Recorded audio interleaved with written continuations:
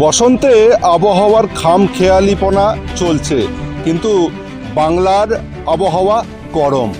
কারণ সামনেই বিধানসভা নির্বাচন, আর বিধানসভা নির্বাচনের আগে একদম উত্তপ্ত হচ্ছে বাংলার রাজনীতি। বাংলার মানুষজনের কি প্রত্যাশা রয়েছে সেই নিয়েই আমাদের অনুষ্ঠান ময়দানে ভোটের হাওয়া। আমরা এখন দুর্গাপুরে রয়েছি। দুর্গাপুরের সাধারণ মানুষ কি চাইছে, দুর্গাপুরের বিরোধীরা কি চাইছে, দুর্গাপুরের শাসক দলেরই বা কী প্রত্যাশা রয়েছে, সেই নিয়েই আমাদের এই বিশেষ অনুষ্ঠান। আমি প্রথমেই আলাপ করিয়ে দেবো, আমাদের সাথে রয়েছেন উজ্জ্বল মুখোপাধ্যায়, পশ্চিম বর্ধমান জেলা তৃণমূলের মুখপাত্র। অন্যদিকে রয়েছেন সুমন্ত মণ্ডল, তিনি পশ্চিম বর্ধমান জেলা বিজেপির মুখপাত্র। আর এদিকে রয়েছেন বিক্রম বন্দ্যোপাধ্যায়, তিনি হচ্ছেন সিপিএমের নেতা, সিপিএমের যুব নেতা। আর এদের নিয়েই আজকের আমাদের অনুষ্ঠান শুরু করছি। আমাদের প্রথমেই প্রশ্ন থাকবে উজ্জ্বল বাবুর কাছে। উজ্জ্বল মুখোপাধ্যায়, জেলা তৃণমূলের মুখপাত্র। বলছি, বাংলার রাজনীতি, বাংলার হাওয়া এখন একেবারেই গরম, আপনাদের কি প্রত্যাশা রয়েছে? দেখুন, বাংলাকে আজ বাঁচাতে হবে। বাংলার অস্মিতা আজ বিপন্ন, বাঙালি আজকে বিপন্ন। বাংলা ভাষায় কথা বলার জন্যেই বাংলাদেশি বলে তাদেরকে দাগিয়ে দেওয়া হচ্ছে। বাংলায় সমস্ত রকমের উন্নয়ন, যে সমস্ত কেন্দ্রীয় সরকারের সাহায্য পাওয়া যায়, সেগুলো বন্ধ করে দেওয়া আছে। এই অবস্থায় বাঙালি যদি নিজের পায়ে নিজে দাঁড়িয়ে ভোট, এই যে ভোটের সামনে ভোট হবে, বিধানসভা ভোট, এই সময় যদি নিজেদেরকে নিজেরা প্রকাশ করতে না পারে, তাহলে আগামী দিনে কিন্তু বাঙালির অস্তিত্ব সত্যি সত্যি বিপন্ন হয়ে যাবে। এই এসআইআর ইস্যু হচ্ছে একটা বড় ইস্যু। এর ফলে কি এই যেমনটা জানাচ্ছিলেন শুভেন্দু অধিকারী বা বিজেপির নেতৃত্বরা, এর ফলে কি 1 কোটি মানুষের কি যদি নাম বাদ চলে যায়, তাহলে কতটা সমস্যায় পড়তে হবে আপনাদের? না না, ওটাতে আমাদের সমস্যা কিছু নেই আমার মনে হচ্ছে। কেন, দেখুন, এসআইআর পদ্ধতিটা ভুল হচ্ছে।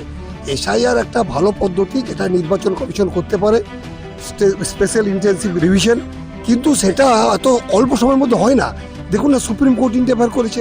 এখন বিচারক দিকে লাগাচ্ছে, যে বিচারকদের আজ পর্যন্ত স্বাধীনতার পর থেকে আজ পর্যন্ত এসআইআর প্রক্রিয়াতে বিচারকদের ভূমিকা ছিল না। এখন জেলার জজরা শুধু এখানে ঢুকে গেল। এটার কারণটা কি? একটা অতি অল্প সময়ের মধ্যে একটা বড় কাজকে তাড়াতাড়ি করতে চেষ্টা করছে, এবং এখানে যেন দস্তখত লিখে দিয়েছে নির্বাচন কমিশন যে আমরা 1 কোটি লোকের নাম কাটবো। কারণ এই এসআইআর জন্ম হওয়ার আগে, এবং রাম জন্ম হওয়ার আগে রামায়ণ লেখা হয়েছিল। এসআইআর হওয়ার আগেই শুভেন্দু অধিকারী থেকে আরম্ভ করে বিভিন্ন বিরোধী দলের নেতারা তারা বলেছেন 1 কোটি নাম বাদ যাবে। একেবারে আমি যে বিক্রম বাবুর সাথে কথা বলে নেব, সিপিএম নেতা বিক্রম বন্দ্যোপাধ্যায়ের সাথে। এসআইআর এর ফলে কি দেখছেন এই পরিস্থিতিতে? এসআইআর এ বিজেপি সবসময় বলছে যে নাম বাদ চলে যাবে, 56 লক্ষ 57 লক্ষ, কখনো আবার 1 কোটি মানুষের নাম বাদ চলে যাওয়ার কথা বলছে। কি বলবেন? আমরা তো মনে করছি যে নির্বাচন কমিশনটা কার, বিজেপির না তৃণমূলের, এটা আমরা বুঝতে পারছি না। প্রথম কথা, আমাদের বক্তব্য হচ্ছে এটাই, এসআইআর 2002-এও হয়েছিল, সেই সময় এসআইআর হয়েছে, মানুষ বুঝতে পারেনি যে এসআইআর মাধ্যমে কি কাজ করতে হয়। মানুষ নর্মালভাবে যেরকম প্রক্রিয়া হয়, নির্বাচন কমিশনের যা প্রক্রিয়া, সেই প্রক্রিয়ায় কাজ করেছিল। কিন্তু আজকে এসআইআর নিয়ে একটা ভয়ের বাতাবরণ 2 দল মিলে তৈরি করতে চাইছে। একদল চাইছে যে ভাই তুমি যদি আমার পক্ষে থাকো তোমার নাম বাদ যাবে না, আর একদল বলছে তুমি ভাই যদি আমার পক্ষে লড়াই করো তো আমরা লড়াই করছি। কিন্তু লড়াইটা অ্যাকচুয়ালি কে করছে? উকিলের দিক থেকে যদি ধরেন, যদি দেখেন সুপ্রিম কোর্টে লড়াইয়ের ক্ষেত্রে কোন কোন উকিলদের ভূমিকা, সেখানেও দেখবেন বামপন্থীদের ভূমিকা রয়েছে। এবং মানুষের স্বার্থে যারা লড়াই করছে, আমরাও চাইছি যারা মৃত ভোটার দীর্ঘদিন ধরে রয়েছে তাদের নাম বাদ যাক। আমরা চাইছি যারা হচ্ছে প্রকৃত ভোটার তাদের নাম থাকুক। কিন্তু এই একটা পদ্ধতি তৈরি করা হচ্ছে, মানুষকে ভয়ের যে বাতাবরণ তৈরি করছে, তার বিরোধিতা বামপন্থীরা। একেবারে কোনো কি ভয়ের বাতাবরণ হচ্ছে? সুমন্ত বাবু, আপনি তো জেলা বিজেপির মুখপাত্র, দীর্ঘদিন ধরে বিজেপির সাথে যুক্ত রয়েছেন, কি ভয়ের বাতাবরণ দেখছেন আপনি? দেখুন, আমি প্রথমেই উজ্জ্বলবাবুর একটা প্রশ্নের উত্তর দেবো। উনি বললেন বাংলা এবং বাঙালির স্বার্থে নাকি কাজ করবে। উনি কি সেই বাঙালিদের কথা বলছেন, যে ওই সেই বাঙালিদের যিনি উনি কি কথা বলছেন যারা বলছেন যে পশ্চিমবঙ্গের অর্ধেক মানুষ কবে উর্দু ভাষায় কথা বলবে? সেই বাঙালিদের কথা নিশ্চয়ই বলছেন না। ওনারা এরকম বাঙালিদের নিশ্চয়ই কথা বলছেন না যারা বলেছে যে পশ্চিমবঙ্গে মিনি পাকিস্তান আছে। এরকম বাঙালির আবার কথা বলছেন না যে বাঙালিদিকে দুর্গা পুজোয় বিসর্জন করতে দেওয়া হয় না, মহরমে এদিকে জুলুস বের করতে দেওয়া হয়, সেই সব বাঙালির কথা বলছেন না। তো যারা অরিজিনাল বাঙালি, যারা সত্যিকারের বাঙালিদের অস্মিতার কথা বলেন, তারা তৃণমূল হতে পারে না। আর তৃণমূল এই বাঙালি করে সমগ্র হিন্দু বাংলা ভাষা, যারা বাংলায় থাকে তারা কি উর্দু ভাষায় কথা বলে? দেখুন, আমি তো এটুকু বুঝি যে বাংলাটাকে বুঝতে হবে। রবীন্দ্রনাথ ঠাকুরকে যদি কোনো রবীন্দ্রনাথ সান্যাল বলে, যদি বঙ্কিমচন্দ্র চট্টোপাধ্যায়কে বঙ্কিম দা বলে, একটা দেশের প্রধানমন্ত্রী হয়ে, তাহলে তাদের বাংলা সম্পর্কে কি ভাবধারণা আছে? রাজা রামমোহন রায়কে কেউ বলে দিল একজন প্রদেশের মুখ্যমন্ত্রী মন্ত্রী, তিনি বললেন উনি ব্রিটিশের দালাল ছিলেন। এসব কথাবার্তা বলার উদ্দেশ্যটা কি? বিদ্যাসাগরের মূর্তি ভেঙে দিল। সব জায়গাতে দেখুন বাংলাকে আক্রমণ করা হচ্ছে, এবং বাংলার যে টাকা, সেই বাংলা প্রাপ্য টাকাটাকে আটকে দিচ্ছে গায়ের জোরে 2021-এর পর থেকে, যেহেতু বিজেপি এখানে ভোট পায়। 100 দিনের কাজ যেটা নাম পরিবর্তন পর্যন্ত করে দেওয়া হচ্ছে, আপনারা তো দীর্ঘদিন ধরে খেটে খাওয়া মানুষের যে অভাব অভিযোগ নিয়ে আপনারা পাশে ছিলেন, আপনারা বলেন যে সবসময় আপনারা মেহনতি মানুষের পাশে আছেন, কি বলবেন? 100 দিনের কাজ তো বন্ধ করে দিল কেন্দ্রীয় সরকার, তারা আবার নাম পরিবর্তনও করে দিচ্ছে। এখন এই যে দুটো সরকার চলছে, তারা প্রকৃত গরিব মানুষের কথা ভাবতে চায় না। তারা চায় যে কীভাবে মানুষকে ভাগ করা যাবে। একটা দল চাইছে যে আমরা হিন্দুদের হয়ে লড়াই করছি, আমরা বলছি না। দেশের সংবিধানটা যারা মানছে না, একটা সরকার যারা দেশের সংবিধানে যে অধিকার, এই সংবিধান যে মর্যাদা দিয়েছে, যেই সরকারটা বলছে আমরা দেশের সব থেকে কাছে দেশের হয়ে কাজ করছি, কিন্তু যে সরকারটা দেশের সংবিধান না মেনে একটা সরকারের হয়ে কাজ করাচ্ছে, একটা দলের হয়ে কাজ করতে চাইছে, আমরা তার বিরোধিতা করছি। আমরা একদম পূজ্য বাপু গ্রামীণ রোজগার যোজনা, যেমনটা প্রধানমন্ত্রী নরেন্দ্র মোদীর নাম বদল করে দিলেন 100 দিনের, এই নিয়ে কিন্তু তৃণমূলও অভিযোগ করছে, অন্যদিকে সিপিএম অভিযোগ করছে। কি বলবেন, এইটা কি মানুষের মধ্যে প্রভাব তো পড়বে 2026 বিধানসভা নির্বাচনে কোনো? দেখুন, আমরা পরিষ্কারভাবে জানাতে চাই যে এই দুর্গাপুর শহরকে মানুষ কিভাবে নিচ্ছে। এই দুর্গাপুর শহরে আজকে বোমাতঙ্ক হয়েছে। আজকের কিন্তু এই বিষয়টা ছাড়ুন, আপনি যেমনটা বলছেন দুর্গাপুরেতে একাধিক রাষ্ট্রায়ত্তর কারখানা ছিল, সেই রাষ্ট্রায়ত্তর কারখানা সব বন্ধ হয়ে গেছে। এমএমসি, ফার্টিলাইজার সহ নানান বড় বড় কারখানা, বিওজিএল কারখানা বন্ধ হয়ে গেছে। কিন্তু নির্মলা সীতারামন অর্থমন্ত্রী, তিনি বলছেন যে শিল্প করিডোর করা হবে, কিন্তু এই কারখানা খোলার কথা তো তিনি একবারও বললেন না। প্রশ্ন তো তৃণমূল সিপিএম সবসময় তুলবে। দেখুন, এই কারখানার কথা যখন বলছেন আপনি, আমি কারখানার কথাতেই আসছি। আজকে ডিভিসিতে 8,000 কোটি টাকা নতুন প্রজেক্ট আসছে।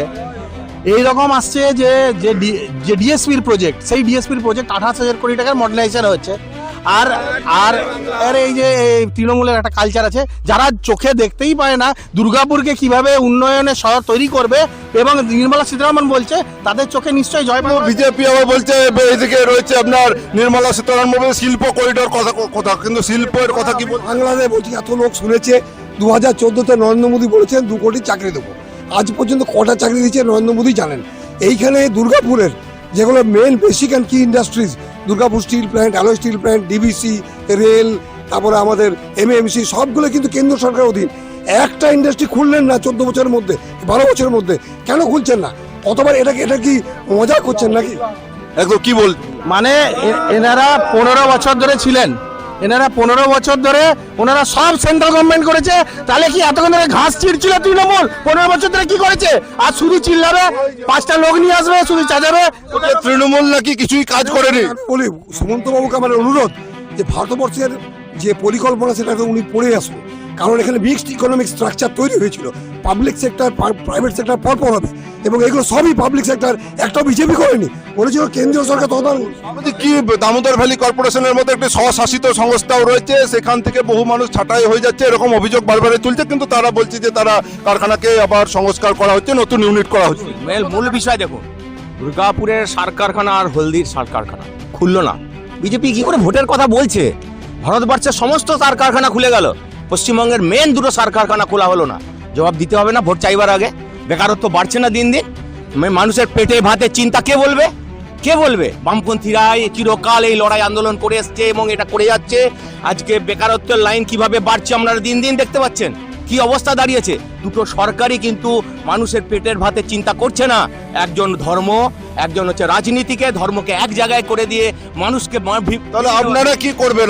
আপনারা যদি ক্ষমতায় আসেন তাহলে আপনাদের কি প্রত্যাশা রয়েছে? আমাদের তো পরিষ্কার আগের মতোই, আমরা কৃষির ওপর ভিত্তি করে শিল্প তৈরি করবো, সেটা বরাবরই আমাদের পার্টির মেন স্ট্যান্ড। মানুষকে আপনারা তো একদম শূন্যে রয়েছেন, তৃণমূল বলছে যে মহা শূন্যে এবার চলে যাবে সিপিএম। তা দেখতেই পাচ্ছেন আপনারা, শূন্যে কি না শূন্যে, স্বপ্ন অনেকেই দেখতে পারে, কিন্তু বিষয়টা হচ্ছে শূন্যে থাকলেও আজকে আমাদের দলের লোককেও কোটি কোটি টাকা দিয়ে তুলে নিয়ে যাচ্ছে নিজের দল। একদম এতগুলো সিট রয়েছে, কটা সিট পাবে এবার সিপিএম কি বলবে? সিপিএম তো ওরা একটা সিটের জন্য হুমায়ুন কবিরের বাড়িতে যাচ্ছে রাজ্য সম্পাদক, লজ্জা করা উচিত। এই ধরনের সিপিএম এর কাছে কেউ আশা করে যায়? বিজেপি কটা এবার সিট পাবে কি মনে করছেন? দেখুন এই যে সিপিএম আর টিএমসি এরা দুজন মিলে একটা গটাপ করে রেখেছে। এদের কিছুদিন আগেই এরা একটা ইন্ডি জোট বানিয়েছিল, ইন্ডি না পিন্ডি আমরা জানি না, এখন তার পিন্ডি চটকে গেছে। বারে বারে প্রশ্ন ওঠে যে প্রধানমন্ত্রী নরেন্দ্র মোদী তিনি বঙ্কিমচন্দ্র চট্টোপাধ্যায়কে বলছেন বঙ্কিম দা। এদিকে কিছুদিন আগে বিজেপির আপনার যে সভাপতি তিনি দুর্গাপুরে এলেন, সেখান থেকেও তিনি রবীন্দ্রনাথ ঠাকুরকে বলছেন যে শান্তিতে নোবেল পুরস্কার পেয়েছেন। তাহলে তো একটা তো সমস্যা হচ্ছে আপনাদের। আমি একটা কথা বলি, এই যে সিপিএম আর আমি যেখানে ছিলাম সেখান থেকে আবার শুরু করছি, সিপিএম আর টিএমসির একটা আতাত আছে আমরা জানি ভালো করে, এবং ইন্ডি জোটের মাধ্যমে এরা একসাথেই ছিল, এবং এদের কাছ থেকে শুধু প্লেয়ার এখান থেকে ওখানে নিয়ে যাচ্ছে, ওখান থেকে এখানে নিয়ে যাচ্ছে। কিন্তু মেন বিষয় হচ্ছে যে রাজনীতির যে মুখ্যমন্ত্রী প্রথম থেকেই বলে এসছেন, যে মাননীয় বলে এসছেন বিষ্ণু মাতার জয় হবে, তার কাছ থেকে আমরা এইসব কথা শুনবো না, এইসব জ্ঞান মার্কা কথা ওনাদের তৃণমূল। বিজেপি কি চাইছে? বিজেপি তো বলছে সব সময় পাশে থাকবে, কি বলবেন? আরেকবার বলুন। বিজেপি তো বলছে যে তারা মানুষের কাছে যাবেন এবং তাদের পাশে মানুষ থাকবে। আমি বলি বিগত 5 বছরে বিজেপির যে এখানে পশ্চিমের বিধায়ক ছিল লক্ষণ গুরুই 4.5 বছরে কোনোদিন মানুষের বাড়ি যায়নি, মানুষের বাড়ি এখন যাচ্ছে। মানুষ জিজ্ঞেস করছে বিগত 5 বছরে আপনি কি কাজ করেছেন, বিগত 5 বছরে আপনি কেন আসেননি, ভোটের টাইমে আপনি কেন আসছেন, এটা তার আগে উত্তর দিক।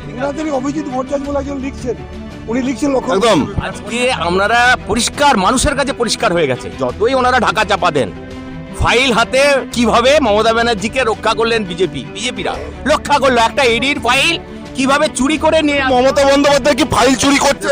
এই সমস্ত কথা সিপিএম এর মুখ থেকে মানায় না।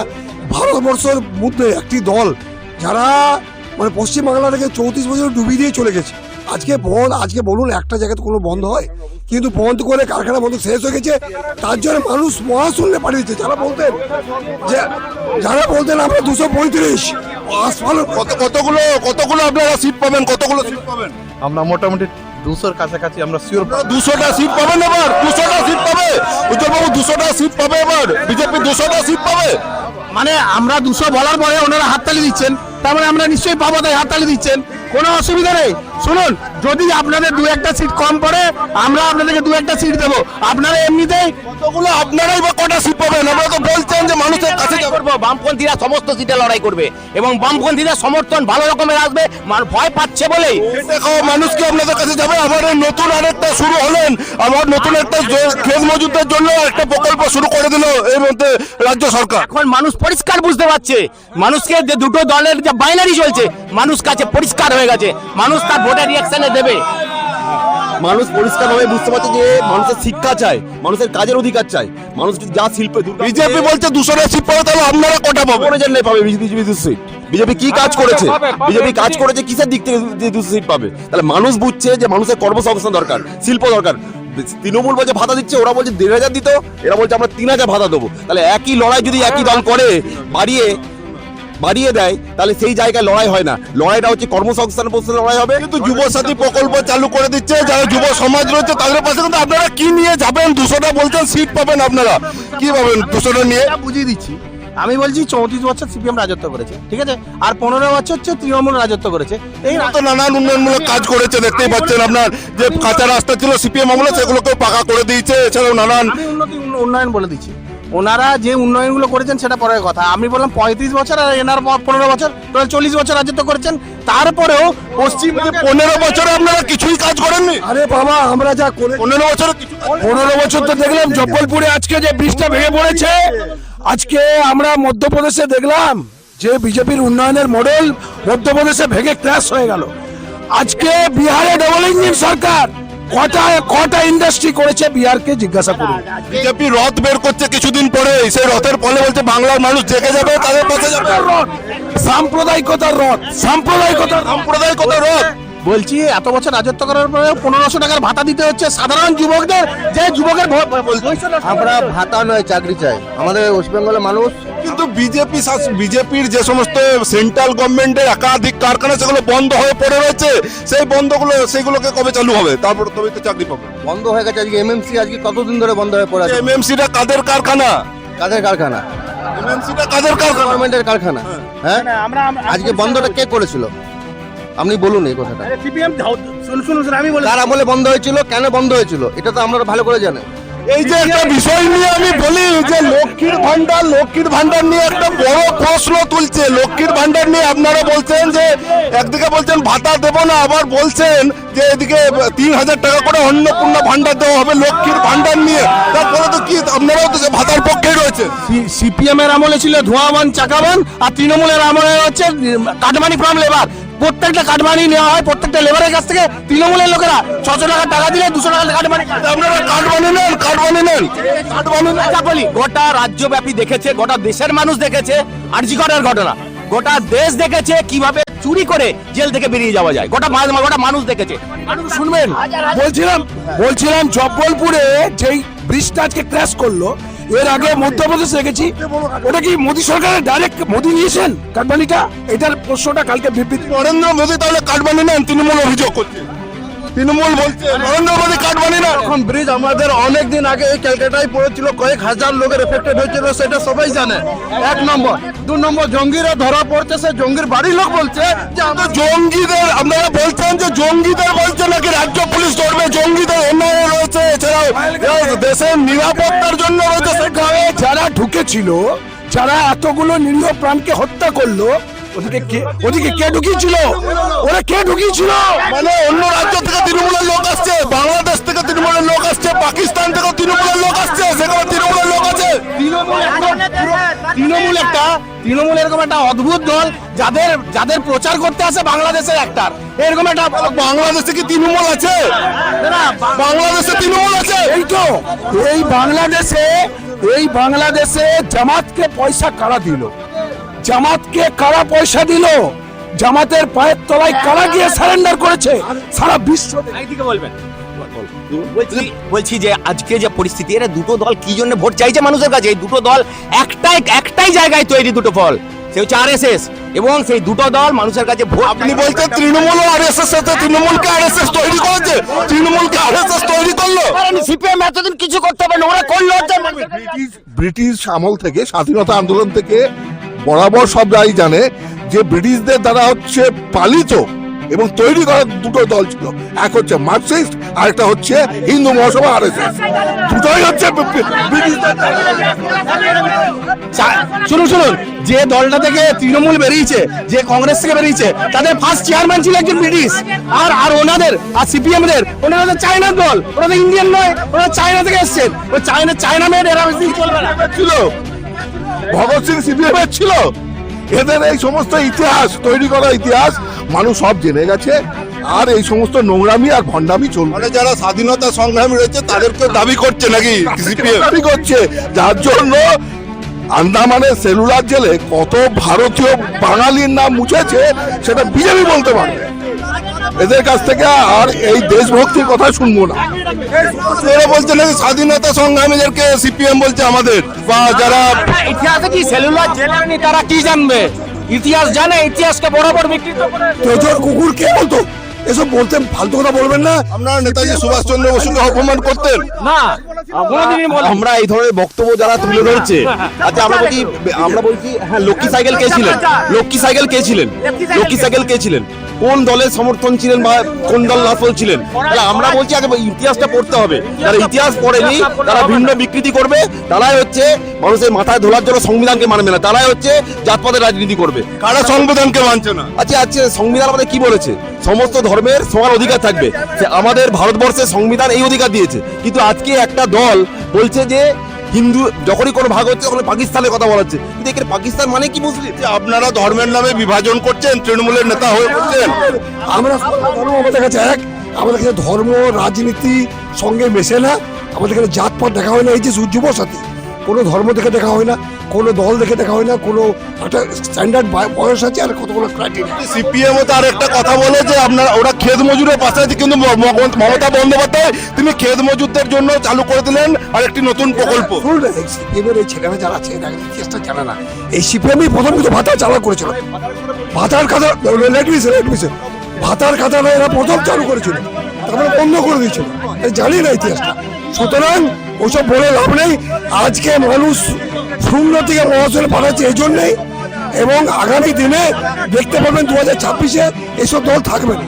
আপনারা অন্নপূর্ণা ভান্ডারে 3,000 টাকা মমতা বন্দ্যোপাধ্যায় যেহেতু 1,500 টাকা বাড়লো তখন বলছে 3,000 টাকা দেওয়া হবে বিজেপি ক্ষমতায় এলেই, তাহলে আপনারা কেন দেবেন? এই ধান খয়রাতির রাজনীতি বিজেপিও তো করছে।